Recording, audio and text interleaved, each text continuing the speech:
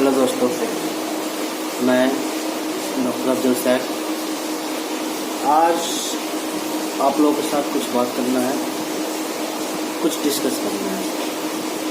आज से हम शुरुआत करने वाले हैं CCIM सिलेबस में दिए गए उन द्रव्य गुण के सिलेबस में प्लांट्स के बारे में। आज से हम 5-5 प्लांट्स को करके रोजाना डिस्कस करेंगे, जिसमें आज हम CCIM सिलेबस के फर्स्ट 5 प्लांट अगरू से लेकर अपामार्ग तक डिस्कस करेंगे। तो सबसे पहले आप सभी दोस्तों को मेरा आयुर्वेदिक प्रणाम शुरू करते हैं। तो पहला प्लांट है हमारा अगरू। अगरू का बोटनिकल नेम है एपिलेरिया एंगुलोचा और इसकी फैमिली है फैमिलियासी। इसे हम इंग्लिश में ईगल वुड भी कहते हैं और हिंदी में इसका नाम अगर है। उसके पर्याय की बात करें तो अनारिया, क्रीमीज, परवर, लो, वंशिक, ये सब इसके पर्याय हैं। तो इसके उत्पत्ति स्थान की बात करें तो उत्तर पूर्व हिमालय क्षेत्र और स्पेशल रूप से जैसे मुख्य रूप से अगर बात करें आसाम में पाई जाती है। इसका रासायनिक संगठन की बात करें जिसमें मुख्य रूप से सेस्क्यूट्रिपिन का नाम जो रसायन है उसमें मुख्य रूप से पाया जाता है। तो वहीं इसके गुणकर्म की बात करें तो गुण इसका लघु, रुच, तीक्ष्ण है। तो वहीं रस की बात करें तो रस इसका तिक्त है और कटु है। वीर्य इसमें उष्ण होता है इसका वीर्य, और विपाक कटु होता है। तो वहीं इसके दोषकर्म की बात करें तो दोषकर्म ये मुख्य रूप से कफवात शामक है। कफवात शामक है और वात नाड़ी संस्थान के लिए उत्तेजक है। वाजीकर है, शीत प्रशमन है और वेदना स्थापन है। तो इसके आमिक प्रयोग की बात करें तो श्वासकाश, आमवात, ज्वर, अरुचि, वमन, टिक्का, शीत ज्वर में काम आता है। तो इसके जब प्रयोज्यांग, इसके कौन से अंग को हम प्रयोग करते हैं तो हम इसके कांडसार और तेल को प्रयोग करते हैं। तो इसकी मात्रा की बात करें तो अगरू की मात्रा हम चूर्ण के रूप में 1 से 3 ग्राम लेंगे और तेल के रूप में 1 से 5 बूंद लेंगे। तो इसके विशिष्ट योग की बात करें तो अगरुवादी तेल, च्यवनप्राश और लौंग आदि चूर्ण मुख्य रूप से पाए बाजार में आते हैं। तो दूसरा हम प्लांट की बात करते हैं वह है अग्निमंथ। अग्निमंथ के बोटनिकल नेम है प्रेमना मकरनाटा और इसकी फैमिली है वर्बेनेसी और इसे इंग्लिश में इंडियन हेडेक ट्री कहते हैं। तो इसको हिंदी में अरनी भी कहते हैं। इसके पर्याय की बात करें तो जय, श्रीपर्ण, जयंती इसके कुछ पर्याय हैं। अगर इसके उत्पत्ति स्थान की बात करें तो समस्त उत्तर भारत में ये पाया जाता है अग्निमंथ। वनस्पतिक स्वरूप ये 25 से 30 फुट ऊंचा मध्यम आकार का वृक्ष होता है। तो इसके रासायनिक संगठन की बात करें तो सिटोस्ट्रोल इसमें मुख्य रूप से पाया जाता है और इसके अलावा सिटोस्ट्रोल के अलावा ल्यूटोलिन और प्रेमेनिन भी पाया जाता है। और इसके गुणकर्म की बात करें तो रुच और लघु गुण होता है इसका। रस इसमें तिक्त, कटु, कषाय और मधुर होता है।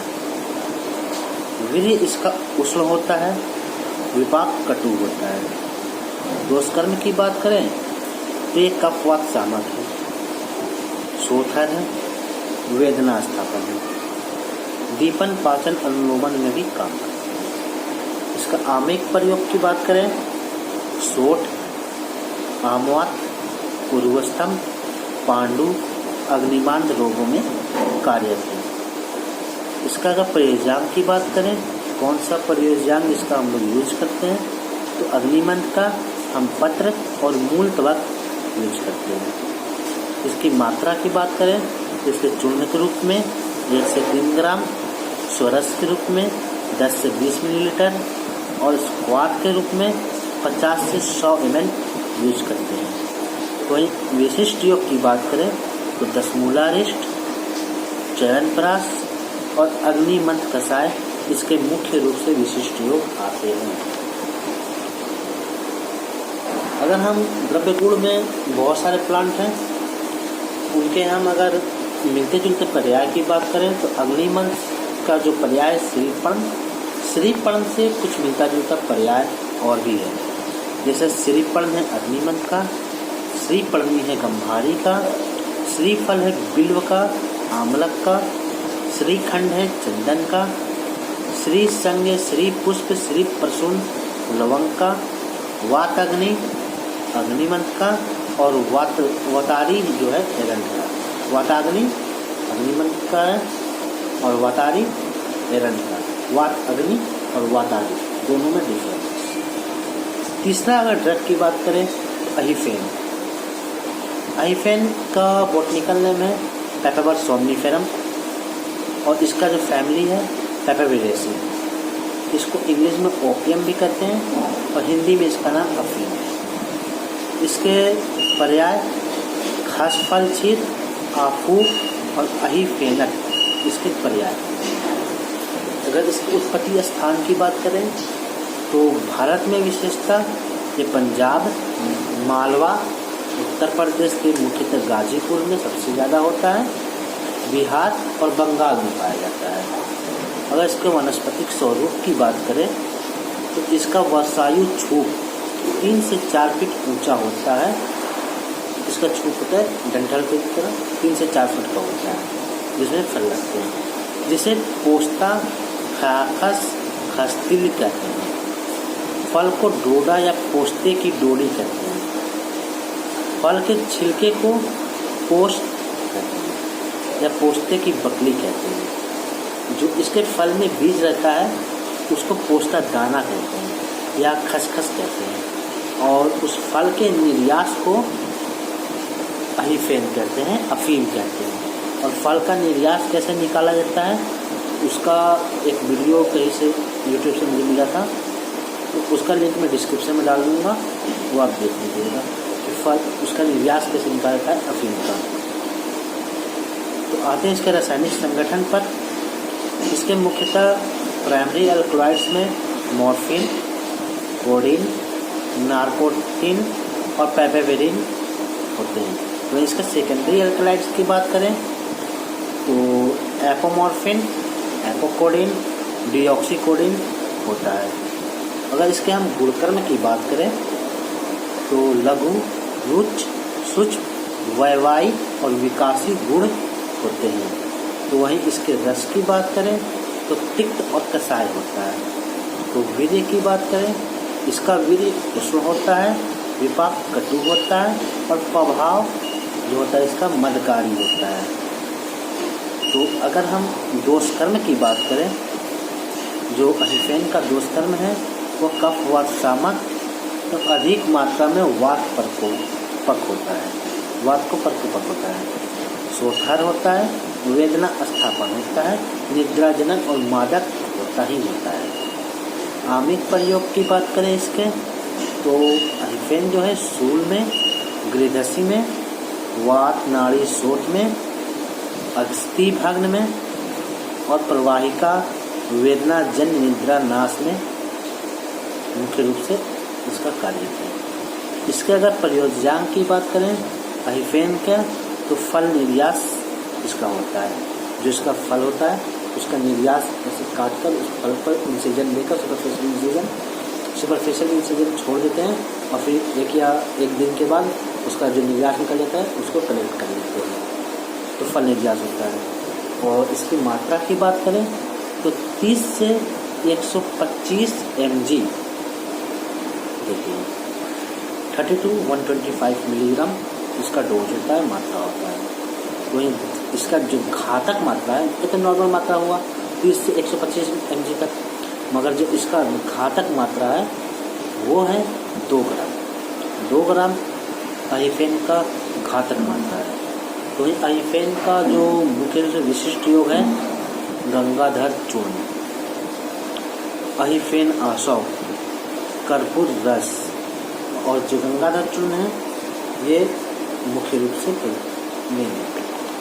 तो वहीं मॉर्फिन का अगर हम एंटीडोट की बात करें तो हर एक पॉइजनस चीज़ का जो एंटीडोट होता है, तो इसका जो एंटीडोट है नैलोक्सोन हाइड्रोक्लोराइड 1 mg पर kg पर डोज है। नैलोक्सोन हाइड्रोक्लोराइड क्लोराइड, और इसका जो शोधन है ये विष वाला है, तो इसका शोधन करेंगे विषाक्त। तो इसका शोधन है पानी में घोलकर छान लेंगे और आग पर गाढ़ा कर लेंगे। तत्पश्चात आग पर गाढ़ा करने के बाद अदरक सरस की 21 भावना देंगे। 21 भावना देने के बाद ये शुद्ध हो जाएगा। और मॉर्फिन की खोज सर्वप्रथम 1803 ईस्वी में हुई थी और ये निद्रा जनन वेदना स्थापन है। जो मॉर्फिन शब्द है इसका जो लैटिन भाषा मतलब होता है मॉर्फियस। मॉर्फियस जो है प्राचीन यूरोपियन जो थे लैटिन, उनके जो लैटिन देवता थे नींद के, निद्रा के, स्वप्न के देवता थे, इसका नाम था मॉर्फियस। चौथा ड्रग है आमलकी। आमलकी की बात करेंगे तो इसका जो बॉटनिकल नेम है एम्बेलिका ऑफिसिनेलिस और फैमिली है यूफोर्बिएसी। अगर हम इसके इंग्लिश नेम की बात करें तो इंडियन गोजबेरी, और हिंदी में से आंवला कहते हैं। इसके कुछ पर्याय हैं आमलकी, जाति फल रसा, धात्री फल, अमृत फल, धात्री। इसके कुछ पर्याय हैं। इसके उत्पत्ति स्थान भारत में हर जगह पाया जाता है, सर्वत्र पाया जाता है। वनस्पतिक स्वरूप की बात करें तो 20 से 25 फीट ऊंचा मध्यम परिमाण का वृक्ष होता है। अगर इसके रासायनिक संगठन की बात करें तो टैनिन, विटामिन सी, पेक्टिन इसमें मुख्य रूप से पाए जाते हैं। इसके गुणकर्म की बात की जाए तो इसमें गुरु और रुच इसका गुण होता है। पंचरस, लवण को छोड़कर सभी रस में पाए जाते हैं। वीर्य इसका शीत होता है, विपाक मधुर होता है। इसके दोषकर्म की बात करें तो ये त्रिदोषा है, तीनों दोषों को खत्म करने वाला है। विशेषकर पित्त सामक है, रसायन है, रक्त पित्त सामक है, मृदु रेचक है, मित्रल भी है और प्रमेहगन भी है।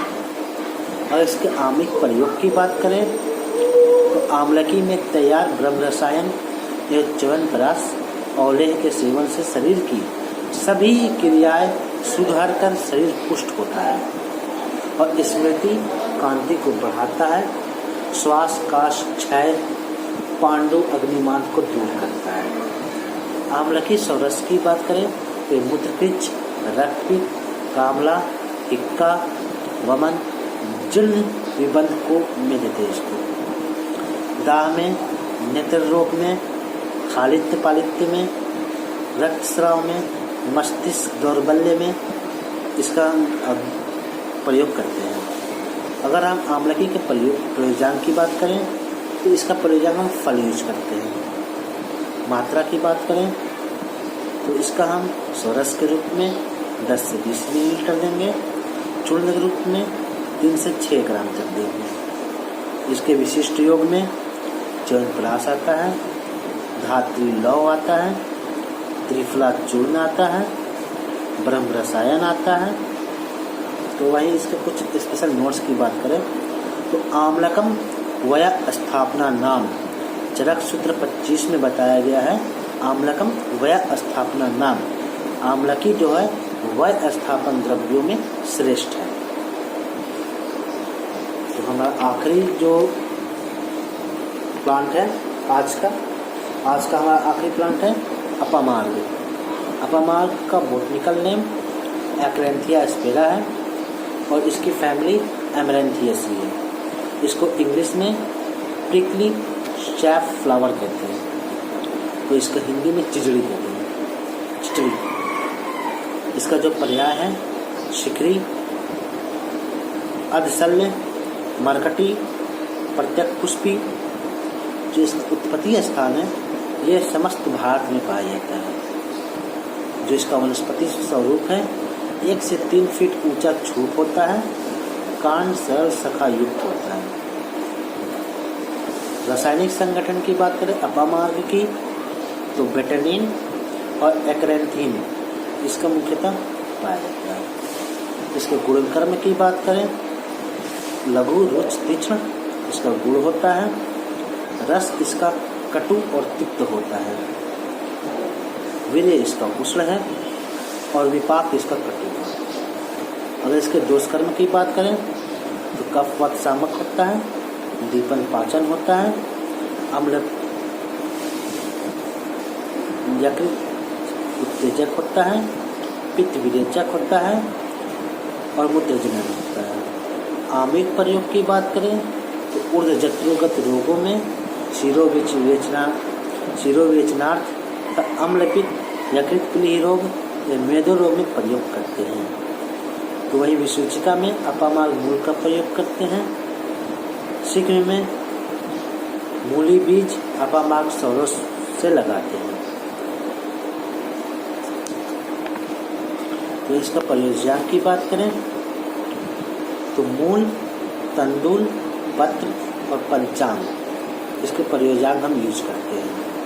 तो वही मात्रा की बात करें सोरस के रूप में 10 से 20 मिलीलीटर और क्षार के रूप में 5 से 2 ग्राम यूज करते हैं।